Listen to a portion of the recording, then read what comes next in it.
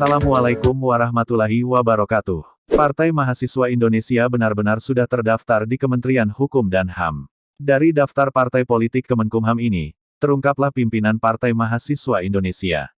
Ada 75 partai yang terdaftar, dari Partai Nasdem hingga Partai Umat. Partai Mahasiswa Indonesia ada di daftar nomor 69. Lambang partai ini adalah bidang bundar berwarna merah dengan gambar topi toga hitam di tengah, ada simbol sayap di tengahnya pula. Tulisan, Partai Mahasiswa Indonesia, dengan huruf kapital semua ada di bagian bawah dari gambar toga hitam.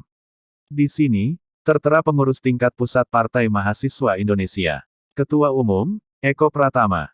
Sekretaris Jenderal, Muhammad Al-Hafiz. Bendahara Umum, Muhammad Akmal Mauludin.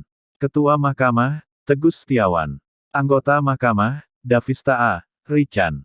Alamat markas Partai Mahasiswa Indonesia ada di Jakarta Selatan. Berikut potret Eko Pratama Ketua Umum Partai Mahasiswa Indonesia.